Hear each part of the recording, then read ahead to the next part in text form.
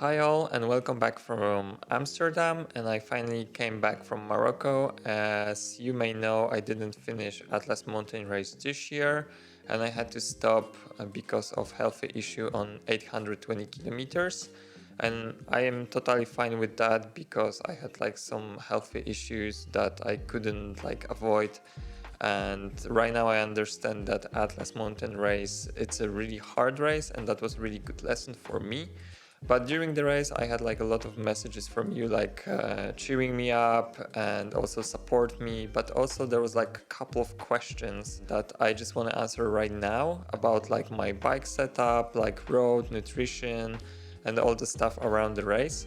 So I think this is the right time to just answer them before I will release the video from the race. It's also like the good opportunity for you to just like learn something new, and if you're thinking about the race more than 1000 kilometers, this will be also helpful to avoid some mistakes or have like the better preparation before that long race. So let's jump to all these questions, and I hope I can just like help you with the preparation for your upcoming races.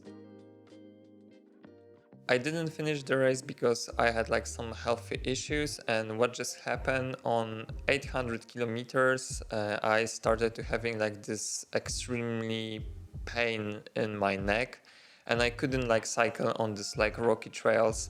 And I just called my friend who is a physiotherapist, and we had a conversation. He gave me some tips how I can just like release the pain from my neck, but even after 2 hours I couldn't like manage that. And I was thinking to just like stay on the place where I am, and I think it could be like really big mistake because I was like middle of nowhere on the desert, and before me was like 50-kilometer climb, and it was like getting darker. So I just like made the decision that it doesn't make sense, it's not safe for me and also for the staff from Atlas. So I just met like local farmers, and they just like helped me pick me up my bike and just like drive me to this like small village, which was like 20 kilometers from the place where I like scratched from the race. And yeah, that was like the only reason. And good lesson for me was that I should also take a longer break before this climb, because I slept only 4 hours. And in my opinion, if I have like the proper rest for like 6 even 7 hours, I could like avoid this pain in my neck, because I was like a little bit tired after all like these climbs with my gravel bike. So that's the reason why I didn't finish. This is the lesson for me for the future, and let's see, because I want to try to avoid that for next year. Preparation for this kind of race can be like different for everyone, because I'm also trail runner, so I'm like running a lot, but also I'm like cycling a lot, and also I'm doing some exercise on the gym, and this is like my entire core for training. I'm not doing any crazy thing, I don't have any like training plans right now. The only thing what I'm doing, I'm like really consistent what I'm doing, which is running, cycling and going to the gym. And as I mentioned before on my video, the only thing is you just have to explore your body and like check what is possible for you. But the main key for that is like being consistent. And also, if you have like any other friends that they're doing ultra cycling races, you can just ask them for the advice, because everybody is different. I met on Atlas mountain race some people that they didn't train at all. The only thing what they're doing, they're like cycling almost every day. Or there was like some guys that they're like cycling once a week and they finish the race. So as you can see, there's like no specific preparation and no like specific scenario for this type of races. It's more about your body. My entire setup for this race, I think, was perfect, and I didn't missing anything at all. I think what I could do is like just get rid of like still some stuff, because I had like extra layer, extra bib short, extra socks, and I can just like take out from my bike like one extra setup, and the rest was fine. Like my bike was really well prepared and really lightweight. The only thing maybe what I was like missing, it was like the small suspension maybe on the steam, and also what I noticed that I was maybe 10% of people using gravel bike. So maybe for next year I will just like get the bike with the suspension in the front, because it was really helpful, like especially like downhill, that I saw that some people, they were like passing me and I was like have to be a little bit slower because of the safety reason and like big rocks on the trail. And that was like the only thing maybe that I was missing. The rest was fine, and I think I did a really good job with the preparation, my entire setup. I had with me like extra setup of clothing for the race, and I knew that on checkpoint 2 I can have a shower. So for me it was like the perfect time to change my bib shorts. After 600 kilometers on the bike with my bib shorts, it's better to just like change them instead of clean the old setup. And that was like also a good thing for my mind, because I could change like for the fresh clothes, so I was feeling like kind of fresh and I could easily continue. So that's also like my advice, to have like extra bib shorts, maybe extra jersey, or even like the best layer. But also it depends on the person, because I know that some people, they'll like continue with one bib shorts and it was also fine. For me, I'm feeling more comfortable if I can change the bib shorts, socks, and yeah, it was totally fine. That was like the main question from the list, and when people saw my entire setup, they asked me this question about what is like the size of my tires. So it's like 50 millimeters wide tire from WTB Ventura, and they made like really great job, and I was feeling more comfortable on this like rocky trails, also on the sand. So this tire was like really fast, and I could just like manage even on like trails with the bigger rocks. So I didn't have like any puncture at all, because this is also the model with the like stronger walls on the side. So if I have to go another time with the gravel bike, I will definitely go with these tires, because for like safety and be more comfortable on like asphalt or like rocky trails. So that was like really good choice. On Atlas Mountain Race, I think you can experience the entire mix of roads, because there was like the asphalt, there was like sandy section, there was like some nice gravel sections, and roads with like small stones and bigger stones. So it's like really nice mix. And of course, sometimes I have to walk with my bike, especially like on the section with like bigger rocks, because I couldn't manage like going downhill with my bike or like uphill with my bike, because it was a little bit harder.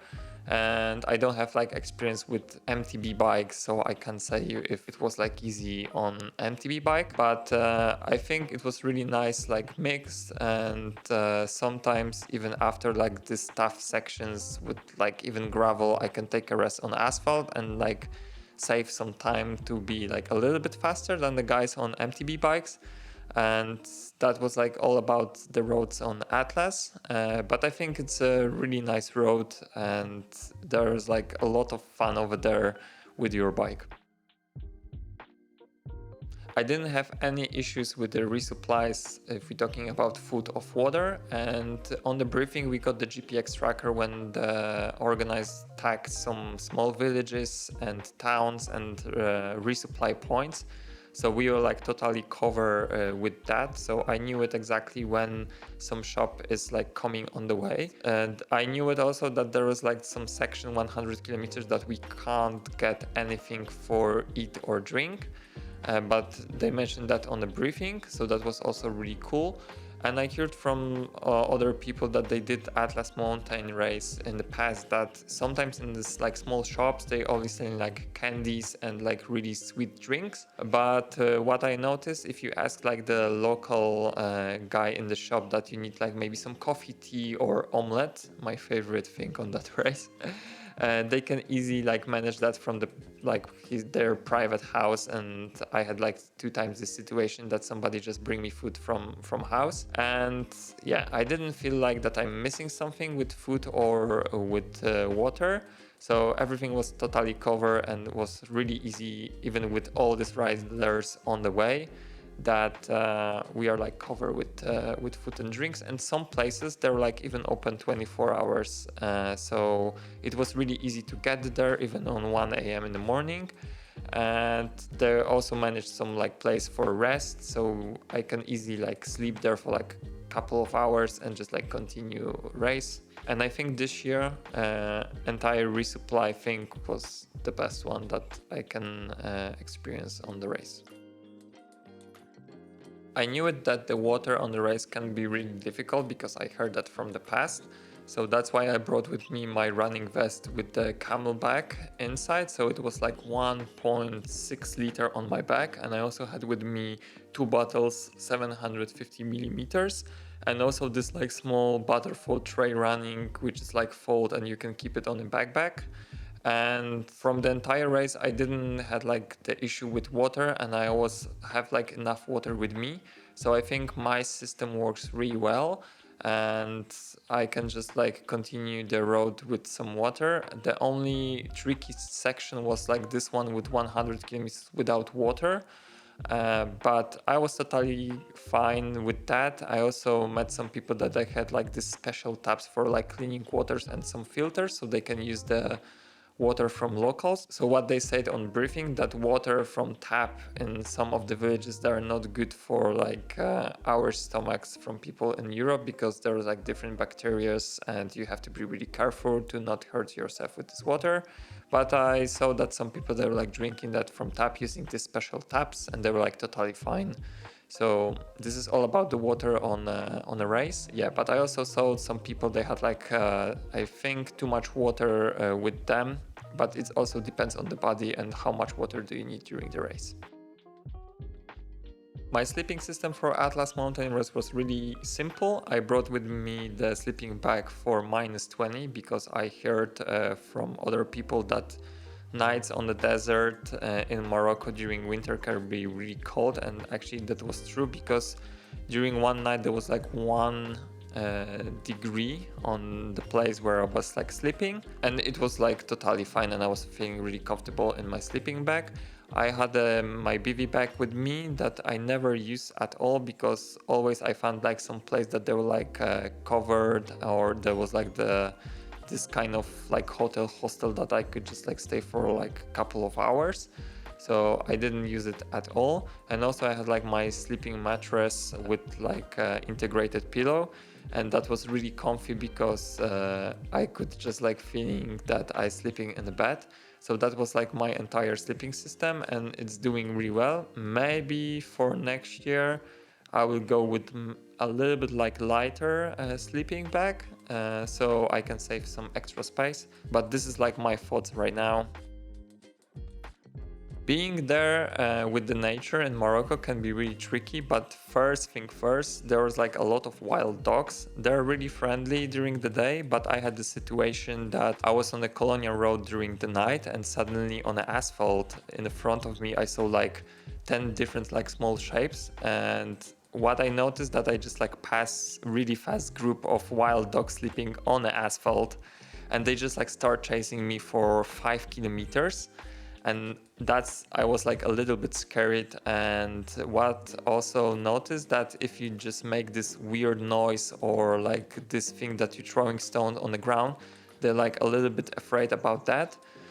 So that was like main thing that I noticed during the race. And also on the desert sections, especially during the night, you have to be really careful with the wild camels. When I was like also passing the Colonial Road, suddenly also on asphalt I saw like really big shapes, and that was like the group of wild camels like walking on the asphalt, and I didn't know how to behave.